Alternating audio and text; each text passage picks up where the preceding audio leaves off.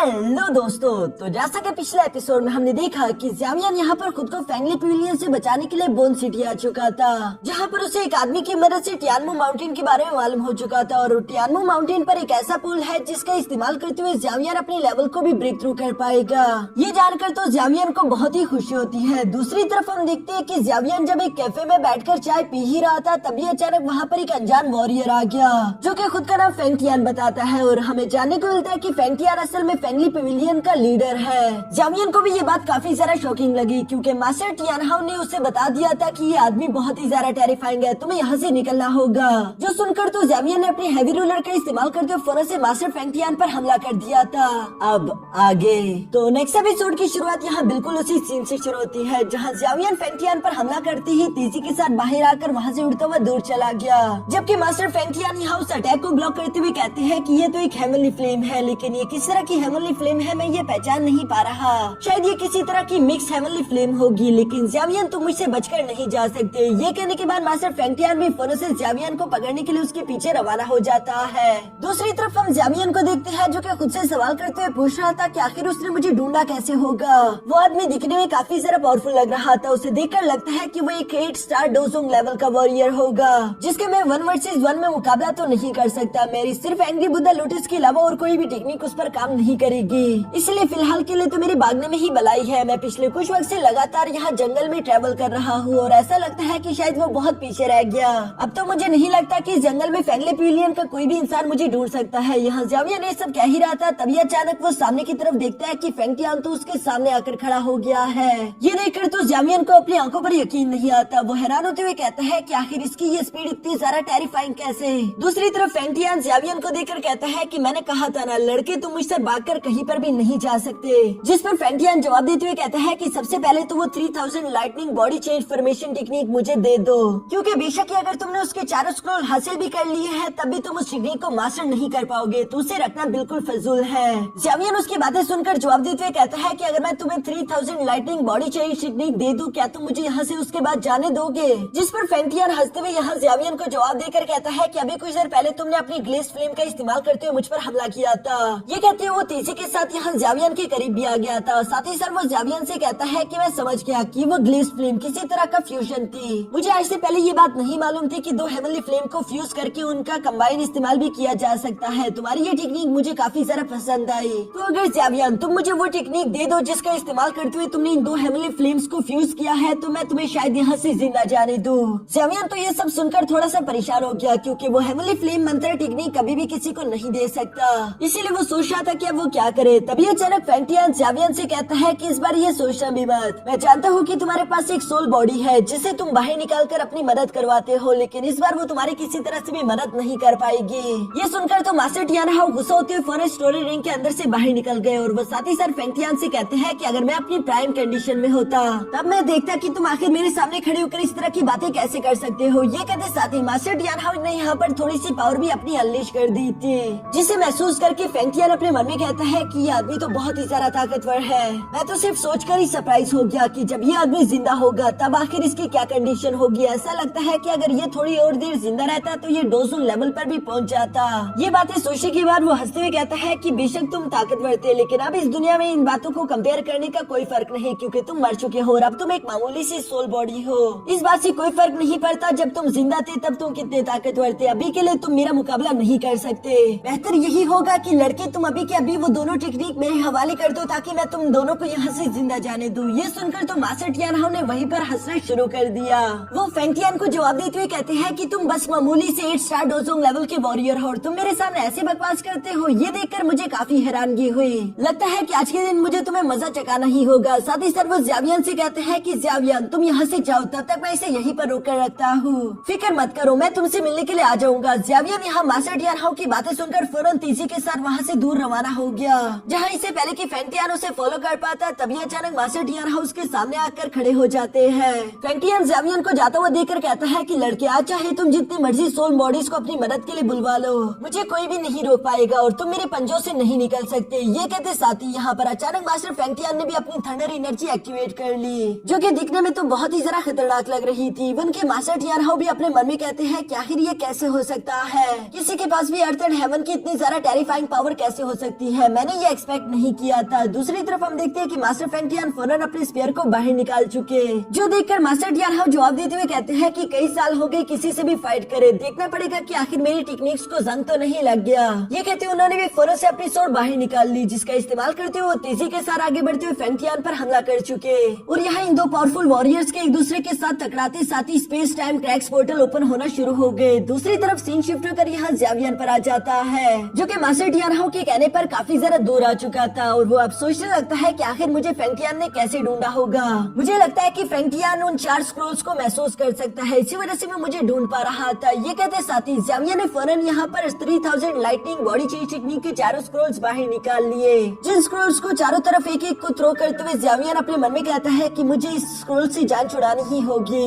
यहाँ ज़ावियन ने ये सब जैसे ही किया तभी अचानक उसके पीछे हवा में एक बहुत बड़ा क्रैक पोर्टल ओपन हो गया, जिसके अंदर से मास्टर टियान हाउ उड़ते उड़ते ज़ावियन के पास से सीधा जाकर जमीन से टकरा गए। ये देखकर तो ज़ावियन सरप्राइज होते हुए कहता है कि टीचर आप ठीक तो हो, जो देखकर मास्टर टियान हाउ भी फौरन से ज़ावियन के पास आकर उसका हाथ पकड़ते उसे वहाँ से दूर लेकर जाना शुरू कर देते हैं और वो कहते हैं कि चलो हमें यहाँ से जल्द निकलना होगा, इससे पहले कि वो आदमी हमें दोबारा से ढूंढ ले। ज़ावियन यहाँ पर मास्टर टियान हाउ के साथ जा तो रहा था, लेकिन साथ ही साथ वो मास्टर टियान हाउ के चेहरे की तरफ देखता है जिनकी हालत कुछ ठीक नहीं लग रही थी। इसलिए ज़ावियन उनसे सवाल करते हुए पूछता है कि मास्टर आप ठीक तो हो, जिस पर मास्टर टियान हाउ जवाब देते हुए कहता है कि तुम बेवकूफ लड़के, आखिर तुम्हें क्या लगता है? हाँ बेशक मैं ठीक हूँ, जिस पर ज़ावियन जवाब देते हुए कहता है कि वो इसलिए मैंने सवाल किया क्योंकि आपके चेहरे पर थोड़े से दाग लग गए, जैसे कि किसी ने आपके मुंह पर काफी जरा मुक्कों की बरसात कर दी हो। मास्टर टियान हाउ फौरन अपने चेहरे को ठीक करते हुए कहते हैं कि इतना ध्यान मत दो, वो बूढ़ा आदमी मुझे बिल्कुल भी नहीं हरा सकता, मैं सबसे ज्यादा ताकतवर हूँ। ये कहने के बाद मास्टर टियान हाउ फौरन से स्टोरी रिंग के अंदर चले गए और वो ज़ावियन से कहते हैं कि आगे की तरफ बढ़ते रहो, तब तक मैं अपनी बॉडी को थोड़ा सा रिकवर कर लेता हूँ। जो सुनकर तो ज़ावियन ने भी बिल्कुल ऐसा ही किया। दूसरी तरफ सीन शिफ्ट होकर यहाँ फेंग टियान पर आ जाता है, जो कि चारों तरफ ज़ावियन को स्कैन करने की कोशिश कर रहा था। तभी वो समझ जाता है कि ज़ावियन ने उसके साथ चालाकी की, उसने चारों स्क्रोल्स को अलग अलग दिशा में भेज दिया है,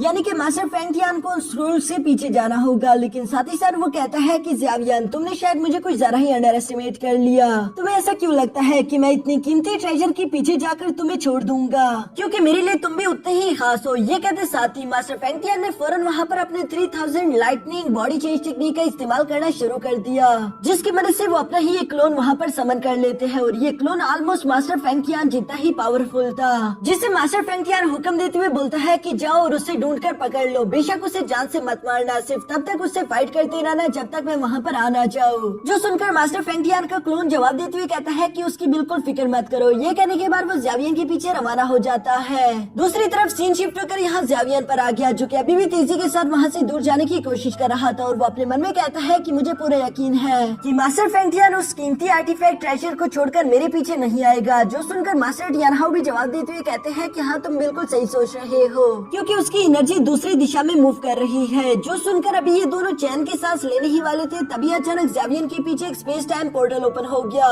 जिसके अंदर से फेंग टियान का क्लोन तेजी के साथ निकलते हुए यहाँ ज़ावियन को हिट करने के लिए आ रहा था। ये देखकर मास्टर टियान हाउ भी फोन से बाहर आकर उसे टकराते हुए हिट करके पीछे हटा देते हैं, जहाँ पर फेंग टियान यहाँ हंसते हुए कह रहा था कि ज़ावियन मैंने तुमसे कहा था ना, लड़के तुम मेरे से बचकर कहीं पर भी नहीं जा सकते।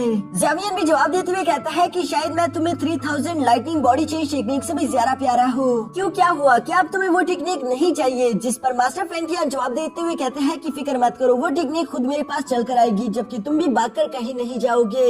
दूसरी तरफ मास्टर टियान हाउ तभी अचानक ज़ावियन से कहते हैं कि ये ओरिजिनल फेंग टियान नहीं हो सकता, क्योंकि original Feng Tian 8 star Dozong level का वॉरियर था, जबकि ये एक 6 स्टार डोजोंग लेवल का वॉरियर है। ज़ावियन मास्टर टियान हाउ की ये बात सुनते साथ ही समझ गया कि फेंग टियान ने अपनी 3000 थंडर बॉडी इल्यूशनरी चेंज टेक्निक का इस्तेमाल किया है, यानी कि यहाँ पर हमारे सामने उसका क्लोन मौजूद है। इसलिए वो मास्टर टियान हाउ से कहता है कि आपको कुछ भी करके जल्द से जल्द इस क्लोन को डिस्ट्रॉय करना होगा, क्योंकि अगर ओरिजिनल बॉडी इस बार यहाँ पर आ गई तो हम शायद उन दोनों का एक साथ मुकाबला नहीं कर सकते, यही हमारे पास आखिरी मौका होगा। जो सुनकर मास्टर टियान हाउ ने तेजी के साथ आगे बढ़ते हुए यहाँ मास्टर फेंग टियान के क्लोन पर अटैक्स करना शुरू कर दिए।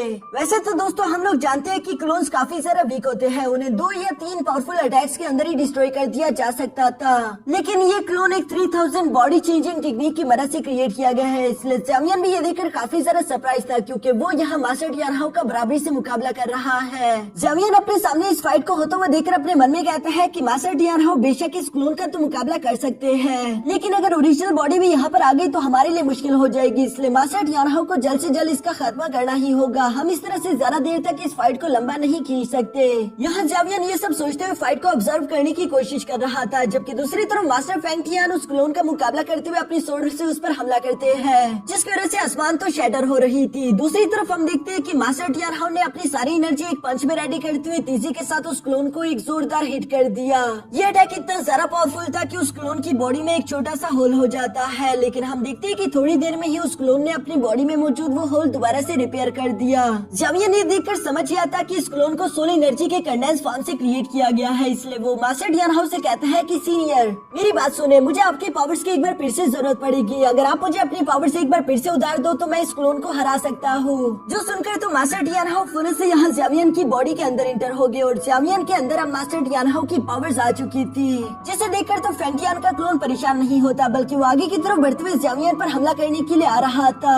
जो देखकर जावियन बहुत ही कूल तरीके से अपनी ग्लेज फ्लेम के अंदर से फॉलन हार्ट फ्लेम को अलग कर देता है। हम देखते हैं कि जावियन के पीछे फॉलन हार्ट फ्लेम के स्नेक्स आ गए, जिन्हें देखकर तो फेंग टियान का क्लोन भी पहचान गया था और वो सरप्राइज होते हुए कहता है कि ये तो फॉलन हार्ट फ्लेम है। दूसरी तरफ हम देखते हैं कि जावियन ने इस फॉलन हार्ट फ्लेम का इस्तेमाल करते हुए फौरन से यहाँ फेंग टियान पर अटैक करना शुरू कर दिया, जिसे बचने के लिए फेंग टियान भी अपने आसपास एक बैरियर क्रिएट कर चुका। लेकिन यही तो उसकी सबसे बड़ी गलती थी, क्योंकि हम जानते हैं कि फॉलन हार्ट फ्लेम में यही खासियत है कि वो सोल को बहुत ही आसानी के साथ जलाकर राख कर सकती है। यहाँ पर भी जावियन ने बिल्कुल ऐसा ही किया। वो अपने फॉलन हार्ट फ्लेम का इस्तेमाल करते हुए धीरे धीरे फेंग टियान के क्लोन को जगड़ना शुरू कर देता है, जिसकी वजह से फेंग टियान का क्लोन डिसअपियर होना शुरू हो गया, क्योंकि वो सोल एनर्जी के कंडेंस फॉर्म से बना था। दूसरी तरफ जावियन यहाँ काफी एटीट्यूड के साथ कहता है कि एक्सप्लोड, जिसके साथ ही हम देखते हैं कि फेंग टियान का क्लोन अचानक से फटकर जान से मारा गया। पीछे की तरफ सीन शिफ्ट होकर यहाँ फेंग टियान पर आ जाता है, चूँकि उसका क्लोन जान से मारा गया था, इसलिए उसको इंटरनल काफी बुरी तरीके से इंजरीज हो गई। फेंग टियान गुस्से के साथ अपने मुंह से निकलने हुए खून को साफ करते हुए कहता है कि जावियन चाहे तो तुम दुनिया के किसी भी कोने में चले जाओ, मैं तुम्हारी जान लेकर रहूंगा। पीछे की तरफ हम जावियन को भी देखते हैं, जिससे उस क्लोन को डिस्ट्रॉय कर दिया था और क्लोन जो कि सोल एनर्जी से बना हुआ था, इसलिए हम देखते हैं कि जावियन ने वो सोल एनर्जी जैसी अपनी बॉडी में एब्सॉर्ब करी, तभी अचानक उसे 3000 इल्यूजनरी बॉडी चेंज टेक्निक पूरी तरीके से समझ आ जाती है, क्योंकि फेंग टियान जो कि इस टेक्निक को मास्टर कर चुका था, इसलिए उसकी सोल में स्टोर हो चुकी थी, जो कि अब जावियन को पूरी इन्फॉर्मेशन मिल चुकी है। इसलिए जावियन खुश होते हुए कह रहा था कि थैंक यू ओल्ड मैन, तुम्हारे इस गिफ्ट के लिए मैं तुम्हारा बहुत ज्यादा एहसानमंद हूँ। ये कहते हुए जावियन वहाँ से चला गया। इसके बाद हम लोगों को शाम का सीन दिखाया जाता है, जहाँ जावियन कैंप फायर के साथ बैठे हुए अपने मन में कहता है कि आज तो मेरी जान बाल बाल बच गई। मुझे लगा था कि फेंग टियान से खुद की जान बचाने के लिए मुझे अपने एंग्री बुद्धा लोटस टेक्निक का इस्तेमाल करना ही होगा, लेकिन मैं तो सिर्फ अपने फॉलन हार्ट फ्लेम का इस्तेमाल करके ही खुद को बचाकर निकल गया। साथ ही साथ जावियन सोचता है कि मुझे जो 3000 thunder illusionary body change technique Feng Li के क्लोन से मिली वो ज्यादा पावरफुल है, क्योंकि मैंने उन 4 स्क्रोल्स का भी तो इस्तेमाल किया था। वो टेक्निक इतनी ज्यादा पावरफुल नहीं लग रही थी और उसे समझना भी काफी ज्यादा डिफिकल्ट है।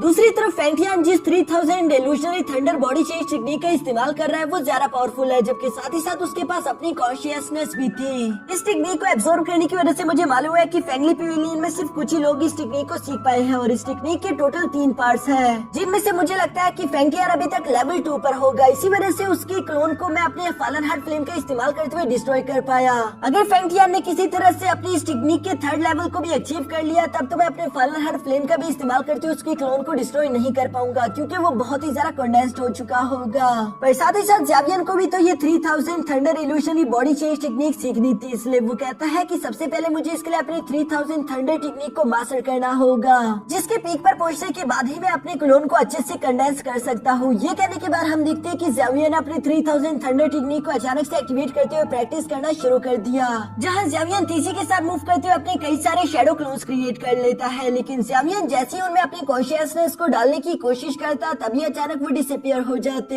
ये देखकर जावियन समझ गया था कि उसकी स्पीड अभी बहुत ज्यादा स्लो है, उसे और ज्यादा तेजी के साथ मूव करना होगा ताकि वो जल्द से जल्द कॉन्शियसनेस को भी इंटर कर सके, जो करना उसके लिए थोड़ा सा डिफिकल्ट होगा। लेकिन जावियन खुद से इरादा करते हुए कहता है कि चाहे मुझे 100 बार कोशिश करने पड़े या फिर 1000 बार, लेकिन मैं हार नहीं मानूंगा जब तक मैं कामयाब नहीं हो जाता। ये कहते साथ ही जावियन अपनी 3000 थंडर टेक्निक को एक्टिवेट करते हुए तेजी के साथ जंगल में आगे की तरफ भागना शुरू हो जाता है, जहाँ नेक्स्ट कुछ दिनों तक हम देखते हैं कि जावियन लगातार यूं ही अपनी 3000 थंडर टेक्निक को प्रैक्टिस करता रहता है, जिसके दौरान जावियन ने वहाँ पर जंगल में मौजूद कई सारे बीस्ट का भी सामना किया। इवन कि जावियन को वहाँ पर एक सोल फ्रूट मिल जाता है, जिसे जावियन ने पकड़ लिया। लेकिन इस सोल फ्रूट को तो वहाँ पर मौजूद एक और कल्टीवेटर भी हासिल करना चाहता था, इसलिए वो गुस्सा होते हुए जावियन के पीछे लग जाता है। पर दूसरी तरफ जावियन को उन्हें पीछे छोड़ना ज्यादा मुश्किल नहीं नहीं था क्योंकि वो अपने 3000 थंडर टेक्निक का इस्तेमाल करते हुए आसानी के साथ सारे अटैक्स को डॉज करते हुए वहाँ से दूर चला गया। बेशक इतने दिनों तक की प्रैक्टिस की वजह से ज़ावियन की रफ्तार तेज तो हो चुकी थी, लेकिन अभी भी वो उस लिमिट पर नहीं पहुंचा जहाँ पर वो अपने क्लोन को क्रिएट कर सके।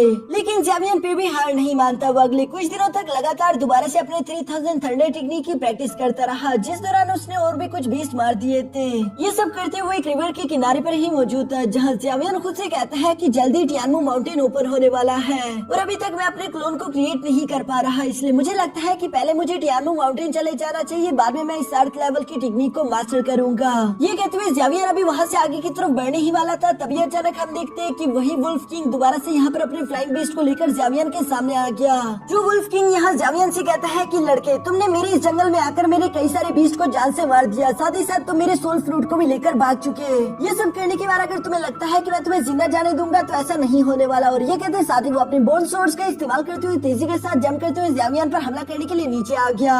लेकिन दूसरी तरफ ज़ावियन तो उसे जरा सा भी सीरियस नहीं ले रहा था, बल्कि वो अपने 3000 थंडर टेक्निक्स का इस्तेमाल करते हुए आसानी के साथ उसके हर एक हमले को डॉज करते हुए कहता है कि तुम तो बहुत बड़े बेवकूफ हो, खुद को तुम वुल्फ किंग इस जंगल का रखवाला कहकर पुकारते हो, लेकिन देखो तो सही, तुम एक सोल फ्रूट की वजह से मेरा शिकार करने यहाँ पर आ गए, ये तुम्हारी इज्जत कम कर देगा। जिस पर वो बेवकूफ वुल्फ किंग लगातार ज़ावियन पर हमले करते हुए कह रहा था कि क्या तुम सिर्फ मेरे अटैक को डॉज करने के अलावा और कुछ नहीं कर सकते। तभी अचानक हम देखते हैं कि ज़ावियन यहाँ पर अपने पैर का इस्तेमाल करते हुए वुल्फ किंग को नीचे गिरा देता है, लेकिन ज़ावियन तो वहाँ से दूर खड़ा था। वुल्फ किंग भी ये देखकर सरप्राइज होते हुए कहता है कि आखिर तुमने ये कैसे किया। ज़ावियन को भी कुछ समझ नहीं आता क्योंकि वो देखता है कि ये काम उसने नहीं बल्कि उसके क्लोन ने किया है। ज़ावियन का क्लोन भी मुस्कुराते हुए यहाँ ज़ावियन को हाय कहता है। ज़ावियन ये देखकर बहुत ही ज्यादा खुश होते हुए कहता है कि आखिरकार मैं कामयाब हो गया। ज़ावियन ने यहाँ पर खुश होते हुए अपने क्लोन को अपने पास रख लिया था। साथ ही साथ वो उस वुल्फ किंग से कहता है कि तुम्हारा बहुत बहुत शुक्रिया, तुम्हारी वजह से मैं इसमें कामयाब हो चुका हूँ, इसलिए मैं आज के दिन तुम्हें यहाँ से जाने दूंगा।